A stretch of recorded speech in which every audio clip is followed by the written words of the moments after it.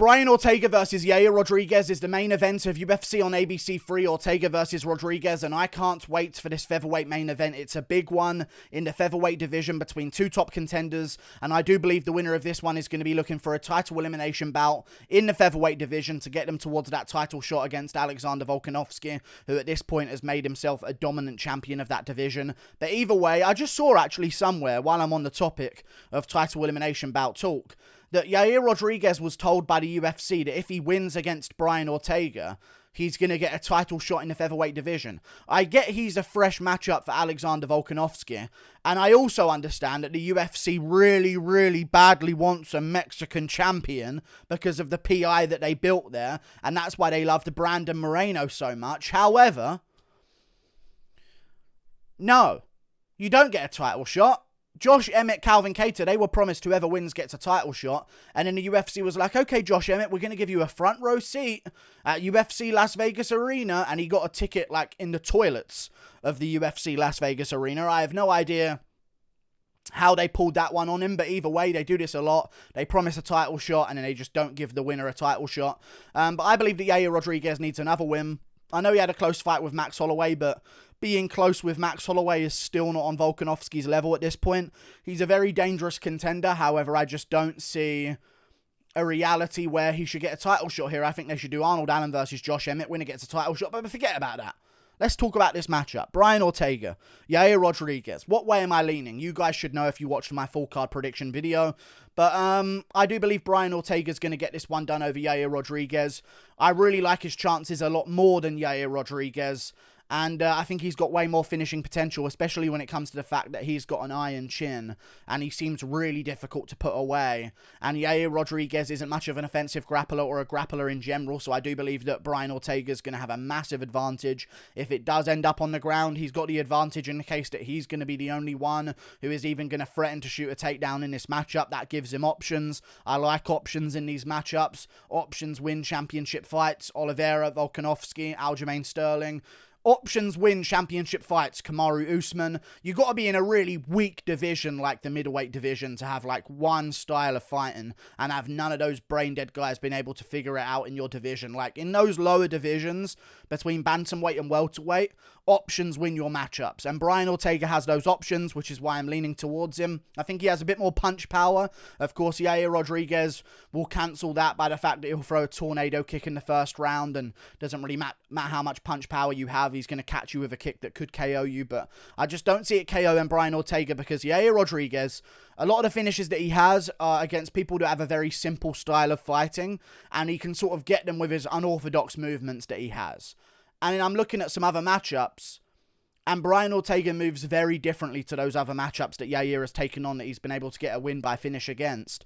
So I just don't see Yair getting a finish. Even Max Holloway doesn't really have great footwork compared to a Brian Ortega that we saw, say, against a Korean Zombie and even against Alexander Volkanovski. He's moving around, he's changing stances, he's throwing unorthodox techniques himself, spinning elbows himself, and I think that's going to negate the weirdness factor for Yair Rodriguez that has been a benefit in some of his other matchups. I think he's going to be facing a guy who moves a little bit unorthodox as well, and that's going to take away some of his advantages in his movement. And I also think Brian Ortega's got a granite chin. Sure, maybe Volkanovski took that chin away because he did take a lot of damage. He took a lot of damage against Max Holloway as well, so there's going to be a lot of damage over his career, but when is that going to start taking over and eventually his chin starts going? Who knows? But I just don't see it going against a guy like Yair Rodriguez. And even if Yair finishes him, he has to go to the ground to get a TKO, and that's where Ortega's going to be extremely dangerous as well and extremely tough. And even if he tries to get a ground and pound finish, I don't know if you guys have seen Yair Rodriguez's ground and pound style, but I'll give you like a demonstration of it right now. He just sort of like slaps his hands down on the ground with no real... It's not like he places the shot like Fiziev after dropping Rafael dos Anjos or anything like that. He just sort of like, yeah, and just swings his hands over and over again, and it's just like a real messy situation. So I don't see him getting a ground and pound finish over Brian Ortega, which means he's going to have to put him out cold if he wants to finish him, in my opinion. And I just don't think that's a good bet, especially in the featherweight division where barely anyone gets finished, really. It's a real difficult job to finish someone. And even if you do see a finish, like in the top 5, the last finish we had, and the last finish we've even seen over the past however many years, has been against like when Holloway finished Brian Ortega by him quitting in the corner in the middle of round 4 and 5. Even against a Korean Zombie, it was like a standing TKO because he was just taking too much damage. You rarely ever see like a flatline finish outside of like Yair against a Korean Zombie, of course, and some of those other matchups. I just don't trust in Ortega being finished and put out cold, but I could see Yair getting subbed. I could see Yair getting finished in general, but I could see him getting subbed. And I think that finishing ability that Brian Ortega has in the featherweight division is a big deal for me here. Yair's tough. He's unorthodox. However, there's one thing that he always does when he gets put under pressure by a tough striker that's walking him down eventually at some point. He rolls. He rolls his head. I've been watching his fights recently. He does it so much. And it's almost like just wrong for me not to bring that into like contention here when I'm making a prediction. You've got to bring up that factor every single time Yair gets pressured. He did it against Holloway, and Holloway would try and snap a guillotine and land some knees to the body and stuff like that, and eventually Yair would like throw a weird elbow and roll his way out of it and stuff like that. And he even did it against other matchups that he's had against Jeremy Stephens. He started to slow down. He started rolling in front of Stephens, and Stephens would get a hold of him. And people do this to Yair a lot in his fights. You can't do that with a guy who wants to latch up your neck like Brian Ortega. You just can't do it. And he's going to do it because if he gets in trouble and he gets cracked with a big punch and he gets stumbled backwards a bit, he's going to be in trouble rolling that head forward and he's going to get guillotined. And that's what I'm going to call happening. 3rd round finish for Brian Ortega via a guillotine choke. I think they've both got good cardio. They both got decent pop in their shots, but Brian Ortega has a bit more of a punch power advantage here. Yair, I believe, is going to be winning this matchup. I think the first round's going to be pretty close, but Yair is going to get the one up over Brian Ortega, chopping at the legs a little bit, going to the body with some kicks. Looking really good in the first round, whipping some kicks up high and stuff like that. Ortega might have some moments and stuff, but round 2, I think Yair is going to do good again, have some good moments again, start landing some decent kicks again. Ortega's going to start landing some decent shots of his own, but Yair is going to be landing more of them. Round 3, Yair is going to be doing good, and then all of a sudden, Ortega lands a big punch. Yair starts to slow down. Ortega's chasing him a little bit. Body shots. They move back. Yair's starting to do a bunch of unorthodox stuff, like spin some elbows out there, and Ortega takes it and lands another big shot, and he's pressuring Yair backwards, in the 3rd round. Ortega's crashing forward, looking for big shots, and Yair starts dipping and throwing elbows and rolling his head, doing a bit of a Canelo roll, and that's not a type of sushi, that's just a boxing technique. Starts rolling his head forward like this, and then all of a sudden, Brian Ortega latches it up, drags him down, wrenches that guillotine, and makes Yair Rodriguez tap. I've seen him in that position far too many times to ignore it and act like Brian Ortega's not going to take advantage of that. And if you're Brian Ortega's coach, Henna Gracie, and you're looking at these matchups with Yair, you're saying, dude, he does this a lot. Get ready to latch up that guillotine. Same thing happened against Cub Swanson.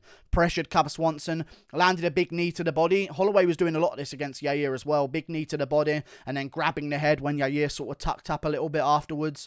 And with Brian Ortega, we saw against Cub Swanson, he was kneeing the body of Cub and then latching up the head and dragging it into like a good guillotine position, threatening a DAS for a second and then switching back to a guillotine. And there's just something to be said about how well he can latch up those submissions. So if he doesn't get finished by TKO, I think there is going to be a moment in this fight. Either Ortega just takes him down because Holloway can take him down. And I think Ortega has, I would assume, at least equal to the level of grappling offense that Holloway does, because Holloway tried to take down Volk, he couldn't. Ortega tried to take down Volk, he could. And people are going to say, the 3rd round, he knocked Volk off balance a little bit. But in round 4, he came out there, tried to mix it up, and got a good takedown on Alexander Volkanovski. And that was after being basically finished at the end of the 3rd round, where the fight should have been called off. So he still got that. So if he's fresh, and Yair hasn't just basically finished him at the end of round 2, and he's got looking at, and he's losing on the scorecards, and he's starting to think about, how can I change this up? He's going to find a way to get those takedowns.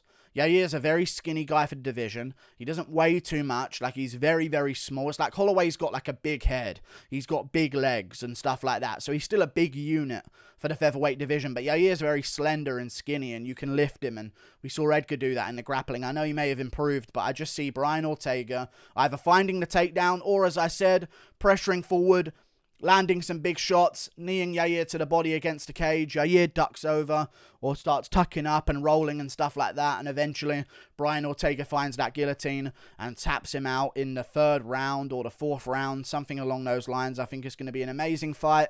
Most fights in the featherweight division are, so I don't think this one will be any different. And I do believe that he's going to get it done. Big win for Brian Ortega. And if he wins this one, this is what I want to talk about. So, we have situations like the UFC telling Yair Rodriguez if he wins, he gets a title shot. But you just can't do that. In my opinion, in the featherweight division right now, Josh Emmett's number 3. Yair's number 4. Arnold Allen's number 5. Cater's coming off a loss at number 6. Arnold Allen's number 6. Cater's coming off a loss at number 5. So he's not really in the mix. So I think what you've got to do is decide which one out of Bryce Mitchell and Movsar Evloev deserves the jump up more, I think is what you're going to have to settle. So I think they should do the winner of Brian Ortega versus Yair Rodriguez versus... This is the problem that we're going to run into. There's a lot of like isolationism between the top featherweights and the bottom featherweights right now. I could see them doing like a Holloway Korean Zombie. But I feel like what we should do is the Korean Zombie versus Bryce Mitchell. Good matchup for Zombie to deal with a grappler. He's good at dealing with grapplers. And you could market it as Twister versus Twister. The only 2 Twisters in UFC history. Clashing against each other. Only once in a lifetime you get stuff like this. And that's how you promote the fight and stuff like that. And then we maybe see Calvin Kattar. Maybe we take advantage of the fact that Calvin Kattar will literally take on anyone. And just do him versus Movsar Evloev. He's got great takedown defense. He's got good stand-up as well. So that could be the main event of a fight night with a solid undercard, though. And I think you give the winner of Emmett versus Allen the title shot and then see what Max Holloway wants to do. He might want to take a little diversion to the lightweight division. He might want to take a fight in this division in the meantime and just see what happens with the winner of like Giga Chikadze versus Sadiq Youssef and stuff like that. And we'll see what happens with him. Maybe Brian Ortega loses to Yair, and then you do Brian Ortega versus Max Holloway 2. Something along those lines. I don't know what they're going to do with that, but, yeah. It all depends on what Holloway wants to do, but in the fact that Holloway's out on the sidelines, I think those are the matchups you should make. Brian Ortega, Yair Rodriguez winner versus the winner of, like, the Korean Zombie versus Bryce Mitchell, Twister on Twister, and you could have a grappling matchup between Bryce Mitchell versus Ortega or something along those lines, or even like a Yair Rodriguez, the Korean Zombie rematch, or another rematch of sorts. I don't think you do Ortega Korean Zombie 2 because of the dominance of it, but you could have some good matchups there. And then we should do Josh Emmett, Arnold Allen winner gets a title shot, and then Movsar Evloev versus Calvin Kattar, I think is something else that you should do as well. So, yeah, other than that, it's just about building up Burgos.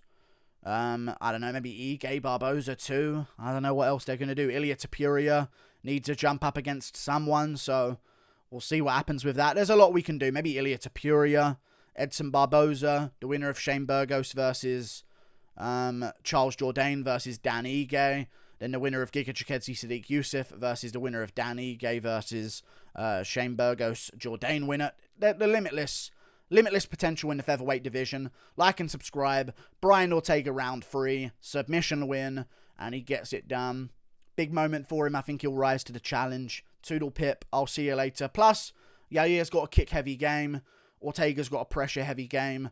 Normally you can't land good kicks when you're being pushed backwards. And you don't want to really be throwing a lot of kicks the way Yair does with the frequency that he does when you've got a guy trying to take you down like Brian Ortega, which I think he's going to work on here a lot. Offensive grappling. Like and subscribe. See you later. Toodle pip. Goodbye.